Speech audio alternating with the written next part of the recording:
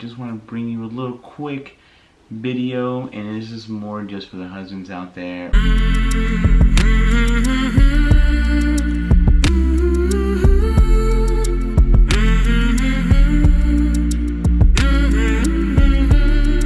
One more time? Okay. What's up, you guys? I'm Alicia. And I'm Felicia. And this is Felicia OG. Woo! Let me say it. Well, it's lit. Well, thank you guys for coming on our channel, watching our video again. Today, we just want to bring you a little quick video, and this is more just for the husbands out there or the guys that have been with their woman for a long time. I just want to give some encouraging words, some knowledge bombs from the Bible. I just want to share 5 of my favorite verses. They have to do with husbands and dealing with their wives.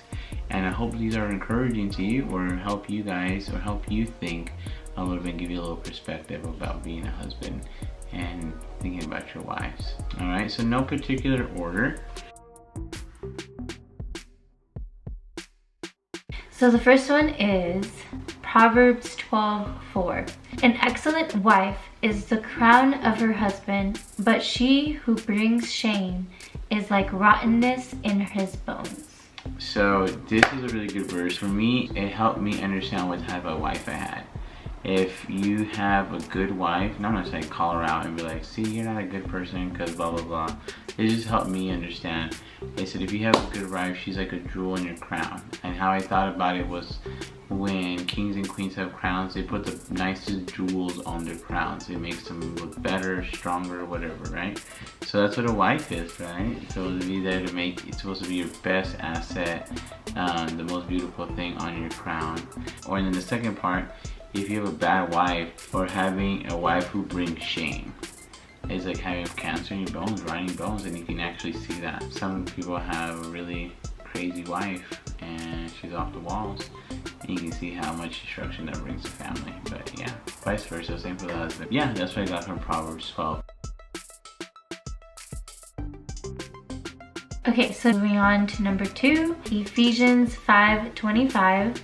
Husbands, love your wives as Christ loved the church and gave himself up for her. So I really like this verse because it tells you like the magnitude of sacrifice you're supposed to do for your wife. And you're supposed to love your wife so much that you're supposed to die for her, how Jesus loved the church. And this is really interesting because a lot of men, I don't know if they missed this one, they missed this verse. I feel like this explains a lot of like, you're not supposed to treat your wife right, but definitely put your hands on her, belittle her, just make her feel like she's inferior, because this is telling husbands to love your wives. An interesting fact, the Bible doesn't say for women to love their husbands. It's just interesting. It says to respect them, 2 different things.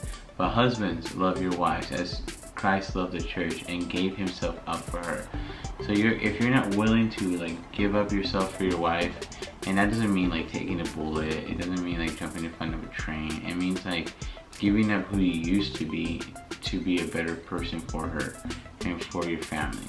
So that's what I got from Ephesians. But it's a really big sacrifice. So if you're really into like sports and hanging out with the boys or something like that, I feel like that's what it's telling you. You need to give yourself up for her. But yeah, next one. If you guys have more questions, I'll go into detail more.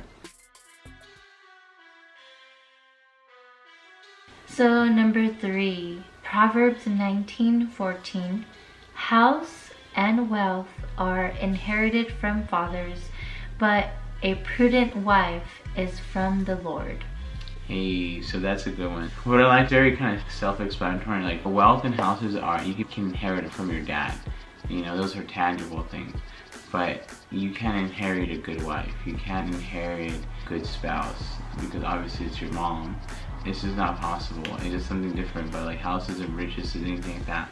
But a prudent wife is a wife that's obviously a good wife, and she's working with you to help you build the future. She's showing care for the future, caring for your guys' family. So, and that means that's from the Lord. So that's interesting. So if you have a wife that's really interested in your future and willing to help you, according to the Bible, she's sent from God, and you can't inherit her. So those are cool little hints what type of wife you have. Yeah, so it really makes me think like, I have a good wife. I have a prudent wife. I love you, My baby. Okay, next one, baby. Hit him. Okay. Number 4 is Proverbs 18:22. He who finds a wife finds a good thing and obtains favor from the Lord. So this kind of ties in with Proverbs 19. So it's kind of like in hand. Number 19:14 says pretty much, he who finds a wife finds a good thing and obtains favor from the Lord. So if you have a good wife, God gives you favor. To me, that meant like he has his eye on you. He's watching you. Like you're one of his favorites. He's gonna give you a little bit more leeway if you have a good wife, and because a good prudent wife is from him. So to me, that was kind of telling me that if you have a good wife, it's from him, and you better take care of her because God's watching. Yeah, and then if you take good care of her, you obviously obtain his favor because you're taking care of something he gave you. And that's how I linked them all together. Amen. That's super cool, babe. Okay, that brings us to our last one, number 5, 1 Peter 3:7. Okay, so likewise, husbands, live with your wives in an understanding way, showing honor to the women as the weaker vessel, since they are heirs with you of the grace of life, so that your prayers may not be hindered. So what I got from this verse is another obviously message, and it kind of connects to everything. So it's telling you you're going to live with your wives in an understanding way. So to me, it's telling me you're really going to have to be patient. Like when it says in an understanding way, I guess to me it's an implying like things are not going to go all right. You're going to have to learn or be very understanding, showing honor to the woman as the weaker vessel. That's like a deep concept. It's too deep for me like to break down right now, but let me give you like a gist. When it says weaker vessel, it's talking more about like delicate. She's the more delicate one, because right after that, this is very interesting. So it tells you that she's a weaker vessel since they are the heirs with you of the grace of life. So it's telling them they are the same status of you in the kingdom if they're both heirs. So an heir is for someone who's going to inherit something. So I feel this kind of wraps up with God's really trying to tell you in multiple ways, like to take care of your wife, that she's special, that she's from the Lord, and that if you have a good wife, it's very valuable, more than jewels.